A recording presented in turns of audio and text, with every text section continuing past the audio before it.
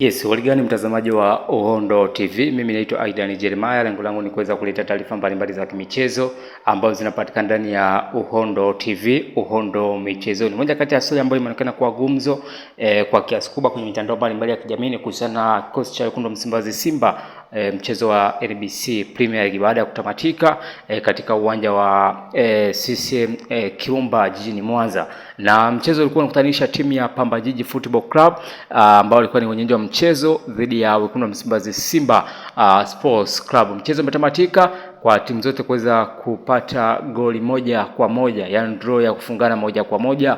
Pamba Jiji goli lao ambao limefungwa kupitia kwenye changamoto ya foul au free kick, lakini pia Simba Sports Club wekundu wa Msimbazi Simba goli lao likufungwa na Arsene Ola, pasi nzuri kabisa ya Elie Mpanzuki Bisara, mmoja kati ya mchezaji ambaye anaimba kwa kiasi kubwa kulingana na ule ubora ambao amekuepo. Sasa ni niweze kupitisha kwenye uchambuzi akinifu baada ya mchezo kutamatika wa Pamba Jiji Football Club dhidi ya wekundu wa Msimbazi Simba Sports Club. Of course, to be honest, ni game ambayo ilikuwa ya kupishana kwa kiasi kubwa kati ya Simba Sports Club na Pamba Jiji Football Club, bonge moja la mchezo kwa sababu lazima uangalie uwepo wa mchezaji moja kwa kiasi kubwa katika kikosi cha Simba, lakini pia Pamba Jiji Football Club, timu ambayo ilikuwa ina intensity zaidi kwa kiasi kubwa, quality players, mchezaji moja ni kitu ambacho naweza nikakizungumza. Lakini game ambayo ulikuwa unaona inatoa intention zaidi katika pande zote mbili, I mean katika upande wa Simba lakini pia katika upande wa Pamba Jiji Football Club, mchezaji moja lazima uangalie ile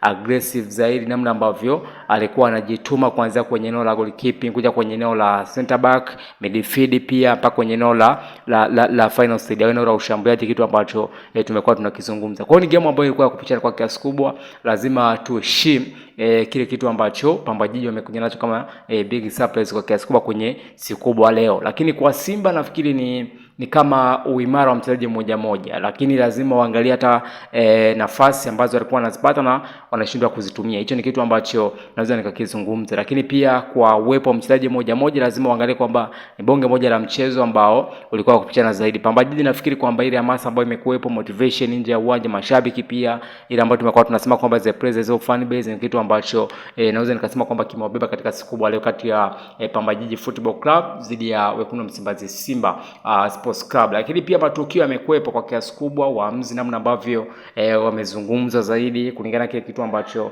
kimetokea. Kwa hiyo ni vitu ambavyo naweza nikavizungumza kwamba ni game ambayo ilikuwa na ushindani zaidi, hususan kipindi cha kwanza, kipindi cha pili pia game approach za walimu tofauti, Francis Otieno Baraza mwalimu wa Pamba Jiji, lakini pia Steve Bark ambaye ni mwalimu wa wekundu Msimbazi Simba. Kwa hiyo tusubiri, kwa sababu ni ligi ambayo imekuwa na ushindani zaidi, ambayo tunasema kwamba competition zaidi ndani ya uwanja. Hii hapa ni Uhondo TV. Mimi naitwa Aidan Jeremiah. Lengo langu ni kuweza kuleta taarifa mbalimbali za michezo ambazo zinapatikana ndani ya Uhondo TV.